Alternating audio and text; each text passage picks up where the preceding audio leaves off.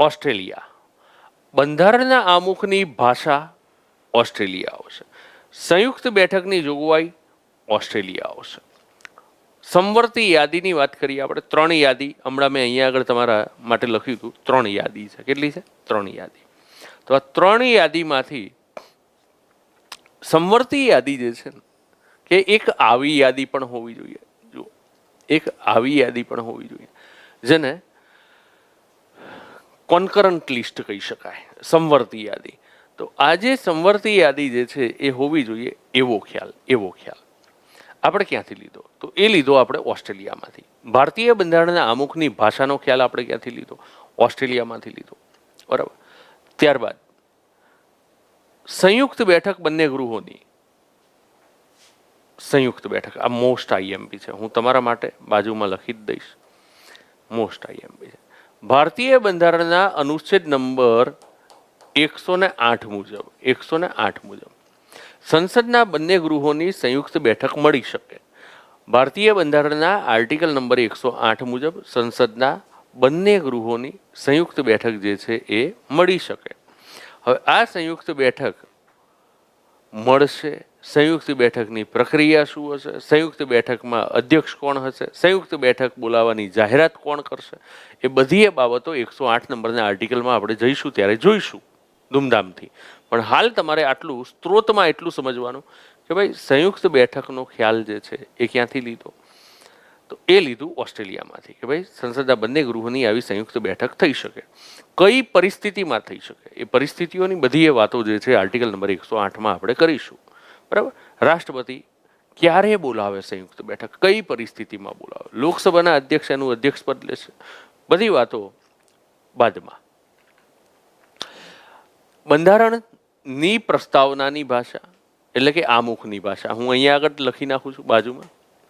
આમુખની ભાષા. બરાબર. આમુખની ભાષા જે છે એ વ્યાપાર અને વાણિજ્ય, તો આટલું ન લખતા, અંગેની જોગવાઈ. તો આટલું પૂરું કરજો આને કે વ્યાપાર અને વાણિજ્ય અંગેની જોગવાઈઓ. આંતરરાજ્ય વ્યાપાર વ્યવહાર તો ભારતીય બંધારણના ભાગ 13માં છે. આ બધી જોગવાઈઓ મોટા ભાગે જુઓ તમે આંતરરાજ્ય, ભારતના રાજ્ય ક્ષેત્રની અંદર આંતરરાજ્ય વ્યાપાર વિનિમય વ્યવહાર. તો આ જે જોગવાઈ છે એ ભારતીય બંધારણના ભાગ 13માં છે. રાઈટ. આર્ટિકલ નંબર 301 થી લઈ અને 307 સુધી આ તમને જોગવાઈઓ જોવા મળશે. ઇન શોર્ટ અહીંયા આગળ હાલ ખાલી તમારે એટલું જ સમજવાનું છે. ભાગ 13માં શું છે, ભાગ 13માં કયા આર્ટિકલમાં શું છે, એ બધી બાબતો નહીં. અહીંયા આગળ ખાલી એટલું જ કે ભાઈ ઓસ્ટ્રેલિયામાંથી તો વ્યાપાર વાણિજ્ય. પુનઃ એકવાર મિત્રો, ઓસ્ટ્રેલિયાની અંદરથી કઈ કઈ બાબતો? હા, સોર્સ ઓફ લેંગ્વેજ ઓફ પ્રિએમ્બલ. બરાબર. તો એને કહેવાય ભારતીય બંધારણના આમુખની ભાષા. એને શું કહેવાય? ભારતીય બંધારણના આમુખની ભાષા. હવે ફરી એકવાર ક્વિક, ઓસ્ટ્રેલિયામાંથી કઈ કઈ બાબત? તો નંબર 1 આમુખની ભાષા, નંબર 2 સંસદના બંને ગૃહોની સંયુક્ત બેઠક, નંબર 3 સમવર્તી યાદીનો જે ખ્યાલ છે એ પણ આપણે ક્યાંથી લીધો? તો એ પણ આપણે ઓસ્ટ્રેલિયાના બંધારણની અંદરથી લીધો છે. જર્મની, આની અંદર ખાલી તમારે યાદ રાખવાનું છે કટોકટી. જર્મનીમાં ખાલી આટલું મેઇન યાદ રાખજો, કટોકટી. ધેટ્સ ઇટ, પૂરું. અને આટલું યાદ રાખ્યું એટલે તમારી પરીક્ષાની અંદર હું માનું છું કે જર્મનીની અંદર આનાથી આગળ પ્રશ્ન. હા, સંઘ યાદી અને રાજ્ય યાદી કેનેડા આવે ભાઈ. બરાબર. જલસંઘ ઠાકોર તો એ જ આવે. જર્મની તો કટોકટી, અને કટોકટીના સમયે મૂળભૂત અધિકારોની મોકૂફી. કટોકટીના સમયે ફંડામેન્ટલ રાઇટ્સ મૂળભૂત અધિકારો છે ભાગ 3માં આર્ટિકલ નંબર 12 થી 35માં. તો મૂળભૂત અધિકારોની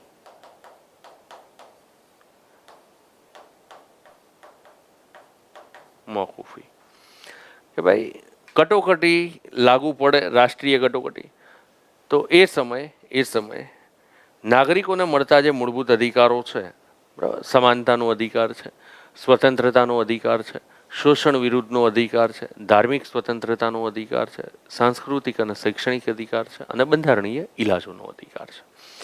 તો આ જે અધિકારો છે એને કટોકટીના સમયે, રાષ્ટ્રીય કટોકટીની ઉદ્ઘોષણા થઈ જાય તો એ સમયે આવા અધિકારો જે છે એને મોકૂફ રાખી શકાય. આ જર્મની, બરાબર, જર્મનીમાંથી આ ખ્યાલ આપણે જે છે એને સ્વીકારેલો છે. Is it clear? ના. કટોકટીના સમયે મૂળભૂત અધિકારો પર કાપ, એ જ બાબત મેં તમને કીધી. કટોકટીની જોગવાઈ. USSR, Russia, USSR. તો આ પહેલા રશિયા અને તેના સાથે મળેલા જે દેશો હતા એનું એક સંગઠન હતું, જેને ગુજરાતીમાં આપણે એવું કહી દઈએ છીએ પૂર્વ સોવિયત સંઘ. પૂર્વ સોવિયત સંઘ, જેને અંગ્રેજીમાં કહેવાય છે યુએસએસઆર. યુએસએસઆર અર્થાત યુનાઇટેડ સોવિયત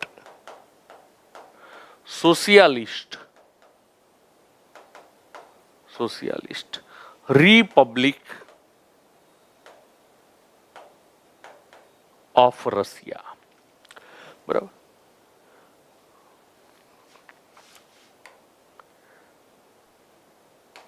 તો આમાંથી યુ એસ એસ અને આર લીધો એટલે આને શું કીધું? યુએસએસઆર. વાસ્તવિકતા યુનાઇટેડ સોવિયત સોશિયાલિસ્ટ રિપબ્લિક. આ એક સંઘ હતું, સોવિયત સંઘ. આ એક શું હતું? સોવિયત સંઘ હતું. હા, કેન્દ્ર અને રાજ્યના સંબંધો. હા ભાઈ, કેન્દ્ર અને રાજ્યના સંબંધો, તો એ ઓસ્ટ્રેલિયા આવે. કેન્દ્ર અને રાજ્યના સંબંધો ઓસ્ટ્રેલિયા. વ્યાપાર અને વાણિજ્ય, તો આ આંતરરાજ્ય વ્યાપાર અને વ્યવહાર છે, તો આને તમે કેન્દ્ર અને રાજ્ય. સંબંધોના સાપેક્ષમાં પણ લઈ શકો તો યસ, હા. આવું તમને કોઈ પૂછી લે આની જગ્યાએ કે ભાઈ કેન્દ્ર અને રાજ્યના સંબંધો, તો એ તમે કહી શકો તો હા કહી શકો ને. એ જ મતલબ થાય ને, એ જ મતલબ થાય. અર્થઘટન તમે કરો છો તો એ તમે જો યોગ્ય ભણ્યા છો તો 100% તમે અર્થઘટન યોગ્ય કરી શકવાના છો. તો યુએસએસઆર, આમાં એક મોસ્ટ આઈએમપી તમારે આ જ યાદ રાખવાનું છે. મોસ્ટ આઈએમપી યુએસએસઆર, મૂળભૂત ફરજો. રશિયન ક્રાંતિમાંથી આ હવે ન્યાયનો સિદ્ધાંત જે છે ને, તો એ યુએસએસઆર નું બંધારણ કે એ નથી. ન્યાયનો સિદ્ધાંત રશિયન ક્રાંતિમાંથી લેવામાં આવેલ છે. રશિયન ક્રાંતિમાંથી. ફ્રેન્ચની ક્રાંતિમાંથી જેમ આપણે કહીએ કે ભાઈ સ્વતંત્રતા, સમાનતા અને બંધુતા, ફ્રેન્ચની ક્રાંતિમાંથી આપણે કહીએ છીએ કે સ્વતંત્રતા, સમાનતા અને બંધુતા. એ જ રીતે રશિયન ક્રાંતિ જે થઈ, તો રશિયન ક્રાંતિમાંથી આપણે જે સિદ્ધાંત લીધો તો એ છે ન્યાયનો સિદ્ધાંત. અને ન્યાયનો સિદ્ધાંત આપણે ક્યાં આગળ મૂક્યો છે? તો ભારતીય બંધારણના આમુખની અંદર જ મૂક્યું છે આપણે કે ભાઈ દેશની અંદર જે નાગરિક છે એને ન્યાય મળવો જોઈએ, સામાજિક, આર્થિક અને રાજકીય ન્યાય મળવો જોઈએ. આમુખની અંદર આપણે કીધેલું છે. અત્યારે આ છે નહીં હાલ પંચવર્ષીય યોજનાઓ, 5 યર પ્લાન્સ. તો આ પંચવર્ષીય યોજનાઓ હાલ આપણને જોવા મળશે નહીં. ફ્રાન્સ, તો ફ્રાન્સની અંદર મેં ફ્રેન્ચ ક્રાંતિ હમણાં તમને કહી જ દીધું છે કે ભાઈ ફ્રેન્ચ ક્રાંતિ જે થઈ હતી 1789, બરાબર. તો એ સમયે વિશ્વને ભેટ મળી સ્વતંત્રતા, સમાનતા અને બંધુતાની. બરાબર. પ્રજાસત્તાક ભારત આપણે કહીએ છીએ, રિપબ્લિકન સ્ટેટ. રિપબ્લિક આમુખની અંદર પહેલા 5 શબ્દો જે છે એને જો આપણે જોઈએ કે અમે ભારતના લોકો ભારતને સાર્વભૌમ, સમાજવાદ, બિન સાંપ્રદાયિક, લોકતાંત્રિક અને પ્રજાસત્તાક. તો વાસ્તવિકતા એ દેશની સત્તા કોના હાથમાં હોવી જોઈએ? પ્રજાના હાથમાં જ હોવી જોઈએ. તો આ પ્રજાસત્તાક વ્યવસ્થાનો ખ્યાલ પણ આપણે ક્યાંથી લીધેલો છે? ફ્રાન્સમાંથી લીધેલો છે. પ્રજાસત્તાક શાસન વ્યવસ્થાનો મતલબ એ છે કે દેશની આખરી સત્તા, છેલ્લી સત્તા, દેશની આખરી સત્તા કોણ? પ્રજા જ હોવી જોઈએ. પ્રજા. કોઈ રાજા વંશ પરંપરાગત હોદ્દાઓ જે છે એ ન હોવા જોઈએ. વાસ્તવિકતા એ છેલ્લી સત્તા પ્રજા જ હોવી જોઈએ. આનો મતલબ એ છે મિત્રો, આનો મતલબ એ છે કે આર્ટિકલ નંબર 52 એવું કીધું છે કે ભારત સંઘના એક રાષ્ટ્રપતિ હશે. આર્ટિકલ નંબર 53 એવું કીધું છે કે સમગ્ર કારોબારીના વડા હશે અને તમામ આખરી કારોબારી સત્તાઓ રાષ્ટ્રપતિને હશે. એનો મતલબ કે દેશની આખરી સત્તા કોની પાસે છે? રાષ્ટ્રપતિ પાસે છે. હવે આ રાષ્ટ્રપતિ કોણ?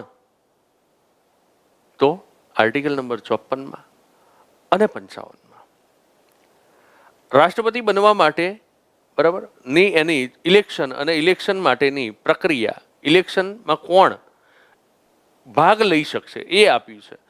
અને 58ની અંદર કીધું છે કે રાષ્ટ્રપતિ બનવા માટે યોગ્યતાઓ, લાયકાતો શું હોવી જોઈએ? તો એમાં કીધું છે કે ભારતનો નાગરિક હોવો જોઈએ. એનો મતલબ એ બરાબર.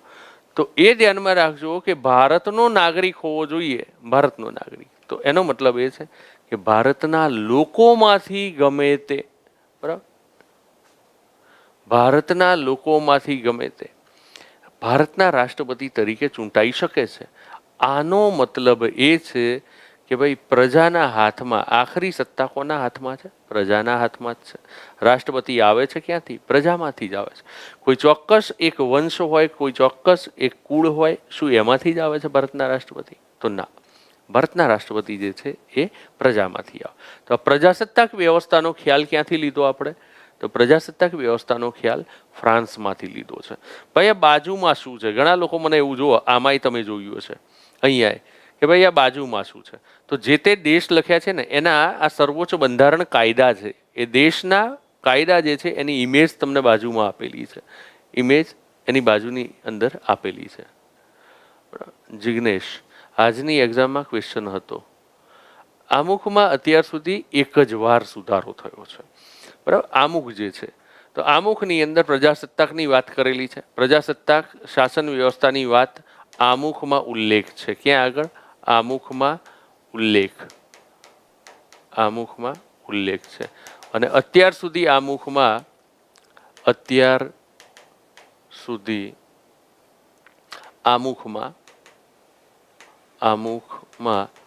ફક્ત એક જ વખત સુધારો થયો છે. તો પછી તરત જ કે એ સુધારો કયો? તો એ 42મો બંધારણીય સુધારો. કયા વર્ષમાં? વર્ષ 1976માં. સરકાર કોણ હતી? શ્રીમતી ઇન્દિરા ગાંધી વડાપ્રધાન હતા. એ સમયે થયો. અને આ સુધારાથી આમુખમાં 3 શબ્દો દાખલ કરવામાં આવ્યા. એક સમાજવાદી. બરાબર, હવે સમાજવાદીને શું, તો એ આપણે પછી વાત કરીશું. સમાજવાદી. બીજું, બરાબર, બિન સાંપ્રદાયિક